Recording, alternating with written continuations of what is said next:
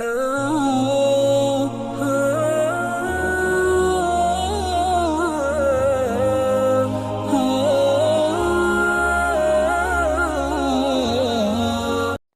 حضرت حقیق الامت کی گھر میں تشریف لے گئی کسی رشتے دار کے یہاں اور فرمایا کہ ہم کل آئیں گے مگر ہمیں آنے میں دیر ہوگی، جب 8 بجے دن ہو جائے تو میری پالی ہوئی مرغیوں کو دربے سے نکال دینا اور ان کو دانا چگا دینا اور پانی دے دینا۔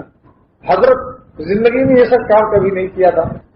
جو سب تفسیر بیان قرآن لکھتا ہو، اعلاء السنن اور 1500 کتابوں کا مصنف، وہ حضرت اپنے کام میں لگے، بھول گئے، 8 بج گئے۔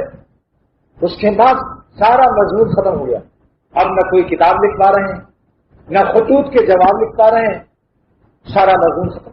اب بڑے پریشان، اللہ تعالیٰ سے رو کر دعا مانگی کہ اے خدا، اشرف علی سے کوئی خطا ہو گئی ہو تو مجھے اس کی اطلاع دے دے تاکہ میں اس کی تلافی کروں۔ یہ میرا سارا مضمون کیوں بند ہو رہا ہے؟ دل میں گھبراہٹ سی آ رہی، قبض طاری ہو گیا، سوتا ختم ہو گیا، جو علم آسمان سے آ رہا تھا اس کا راستہ ہی ختم ہو گیا۔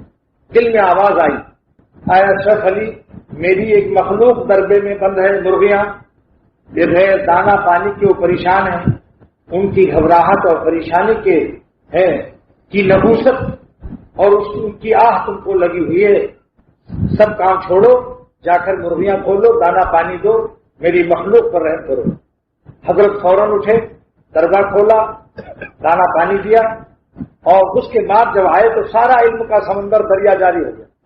تو جب ایک ایسی ادنا مخلوق، یعنی مرغیوں کی کیا حیثیت، اتنی ادنا سی ادنا مخلوق کو ستانے سے، اور وہ بھی ارادہ کر کے نہیں، بے ارادہ ستانے سے، ارادہ نہیں تھا، اس کا یہ اثر ہوتا ہے۔ تو جو لوگ مسلمان مردوں پر، مسلمان عورتوں پر ظلم کرتے ہیں، اپنی بیویوں کو ستاتے ہیں یا اپنے بھائیوں سے پر ظلم کرتے ہیں، محلے والوں کو ستاتے ہیں، کسی ضعیف و کمزور کو ستاتے ہیں، ان کا کیا حال ہوگا؟ ان کا کیا حال ہوگا؟